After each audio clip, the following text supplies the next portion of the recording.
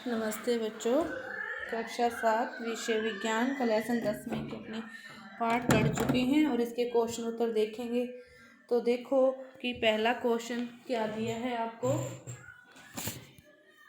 पहला क्वेश्चन दिया है कि कोई धावक दौड़ समाप्त होने पर सामान्य से अधिक तेजी से गहरी सांस क्यों लेता है। अपने पाठ के अंदर पढ़ा था कि हम तेजी से दौड़ते हैं तो हमें क्या होती है, शरीर को फिर अधिक ऊर्जा की आवश्यकता होती है और अधिक ऊर्जा के लिए हमें ज़्यादा मात्रा में ऑक्सीजन चाहिए और उतनी मात्रा में हमें ऑक्सीजन नहीं मिलती। तो फिर जितनी अधिक हमको ऑक्सीजन मिलेगी फिर उतना ही हम भोजन टूटेगा और उतनी ही ऊर्जा हमारे शरीर को मिलेगी, लेकिन उतनी हमें एकदम से नहीं मिल पाती ऑक्सीजन। तो फिर हम एक बार गहरी सांस लेते हैं, फिर धीरे धीरे हमारा जो सेट है पूरा अंदर का सिस्टम है वो सेट हो जाता है। इसके बाद देखो दूसरा क्वेश्चन कि वायवीय और अवायवीय श्वसन के बीच समानताएं और अंतर। समानताएं तो देखो कि दोनों में क्या होता है, श्वसन में ऊर्जा की आवश्यकता तो होती ही होती है, दोनों में ऊर्जा तो निकलती ही निकलती है। और जो अंतर है जो वायवीय श्वसन के अंतर्गत है, जब हम ऑक्सीजन की उपस्थिति में होता है, और ये क्या होता है ऑक्सीजन की उपस्थिति में, इसके अंतर्गत तो क्या बनती है CO2 और जल, और फिर प्लस क्या बनती है ऊर्जा। और अवायवीय श्वसन में क्या होता है, अवायवीय श्वसन में हमारे पास अधिक ऊर्जा उत्पन्न होती है और ये CO2 नहीं बनती। तीसरा क्वेश्चन देखो कि जब हम अत्यधिक धूल भरी सांस लेते हैं तो हमें छींक क्यों आती है। क्योंकि जो हमारे नाक में जैसे ही प्रवेश करते हैं अवांछित कण, तो इसके आगे संदेश पहुंच जाता है मस्तिष्क में कि जो अवांछित कण है वो हमारे बन गए हैं। तो फिर नासिका के आगे एक झिल्ली लगी होती है, तो उस झिल्ली से वो कण चिपकते होते हैं और छींक के द्वारा वो कण क्या हो जाते हैं, बाहर निकल आते हैं। इसके बाद देखो कि 3 प्रश्नावलियां लीजिए और प्रत्येक को 3/4 भाग जल से भरिए और ABC चिन्ह अंकित कीजिए। A पर घोंघा रखिए और B पर कोई जलीय पादप और C पर घोंघा व पादप दोनों रखिए। तो देखो कि आंद्रता सबसे अधिक किसकी है। तो जो सबसे अधिक आंद्रता होगी कि जीव क्या होते हैं, श्वसन के दौरान क्या करते हैं, CO2 छोड़ते हैं और पौधे प्रकाश संश्लेषण के लिए CO2 का उपयोग करते हैं। तो फिर क्या होगी, तो प्रश्नावली जो A है वो कार्बन डाइऑक्साइड की जो उच्चतम सांद्रता होगी, क्योंकि इसमें क्या है केवल घोंघे के श्वसन आता है। B और C में तो पादप भी है साथ में, तो उसमें फिर वो क्या होंगे, प्रकाश संश्लेषण के लिए उसका उपयोग कर लेगा, तो उसकी आंद्रता कम होगी। A में अकेला घोंघा है तो इसकी ही आंद्रता है वो सबसे अधिक होगी। B में भी पादप है और C में भी पादप है, तो वो इसका जो CO2 का यूज है वो किस में कर लेंगे, प्रकाश संश्लेषण की प्रक्रिया में कर लेंगे, तो उसकी सांद्रता कम होगी। इसके बाद सही उत्तर पर निशान लगाना है।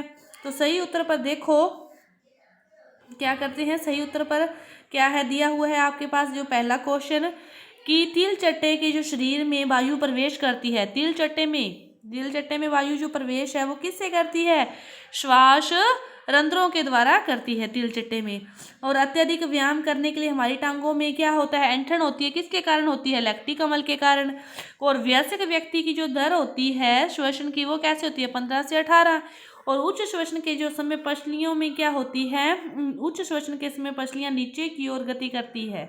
उच्च श्वसन के समय जो पसलियां क्या करती है, उच्च श्वसन के समय नीचे की ओर गति करती है। इसके बाद कॉलम A और B का मिलान करना है। जो जीस्ट है इससे क्या बनता है, एल्कोहल। जीस्ट से क्या बनता है, एल्कोहल। डायफ्राम कहाँ होता है, डायफ्राम कहाँ होता है, वक्ष गुहा में, डायफ्राम वक्ष गुहा में। और त्वचा से श्वसन किस में होता है, केंचुए में। त्वचा से श्वसन केंचुओं में। पत्तियों में क्या पाए जाते हैं, क्लोम, पत्तियों में मछली में क्लोम पाए जाते हैं, मछली में क्लोम पाए जाते हैं। और मेढक पत्तियों में फिर क्या आएगा, रंध्र आएगा, पत्तियों में रंध्र। और मेढक में क्या होते हैं, फेफड़े व त्वचा दोनों ही होते हैं। ये अपने इस पाठ में अच्छे से पढ़ चुके हैं। इसके बाद देखो सत्य असत्य बताना है कि अत्यधिक व्यायाम करते समय व्यक्ति की जो श्वसन दर है वो धीमी हो जाएगी, धीमी नहीं होगी, तेज होगी, गलत है। पादपों में प्रकाश संश्लेषण केवल दिन में होता है जबकि श्वसन रात्रि में, यह भी गलत है। इसके बाद मेढक अपनी त्वचा के अतिरिक्त अपने फेफड़ों से भी श्वसन करता है, सत्य है, सही है। मछलियों में श्वसन के लिए फेफड़े होते हैं, नहीं होते, मछलियों में नहीं होते। और अंत्य श्वसन के समय वक्ष गुहा का आयतन बढ़ जाता है, सत्य है। और इसके बाद जो अगला क्वेश्चन है इसके उत्तर आपको कैसे देने हैं, आपको इसके उत्तर दिए हुए उसको भरना है, उसके अंतर्गत छांटना है, इसके अंतर्गत इनको छांटना है। ये बने हुए हैं ना जैसे कि फेफड़े, ऐसे ऐसे आपको बनाना है। जैसे जीस्ट ये है कि पहले में कौन सा, दूसरे में कौन सा देखना है कि कीटों की जो वायु नालियां हैं इसके अंतर्गत आपको श्वास प्रणाल ढूंढना है कि कहाँ पे लिखा हुआ है। और वक्ष गुहा को घेरे हुए हड्डियों की संरचना को क्या कहते हैं? पसलियां। और वक्ष गुहा के पेशीय तल में क्या होते हैं? डायफ्राम होते हैं। और पत्ती की सतह पर जो छिद्र होते हैं उसे रंध्र कहते हैं। और कीटों में शरीर के पार्श्व भाग में छोटे जो छिद्र होते हैं उसे क्या कहते हैं? श्वास रंध्र। और मनुष्यों के श्वसन अंग क्या है? फेफड़े हैं। और ये वे छिद्र जिनसे हम अंतः श्वसन ग्रहण करते हैं नासा द्वार है, नासा द्वार है। और एक अवायवीय जीव कौन सा है? जीस्ट है। और श्वास प्रणाली के लिए जो एक जीव है वो कौन सा है? तिल चट्टा है। तो इसके बाद देखो कि पर्वतरोही अपने ऑक्सीजन सिलेंडर ऊपर ले जाता है, क्यों लेके जाता है ऊपर?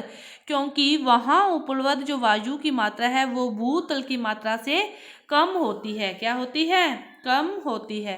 तो ये आपकी जो क्वेश्चन उत्तर थे इनको समझ करते हुए कॉपी में भी करने का प्रयास करेंगे। धन्यवाद।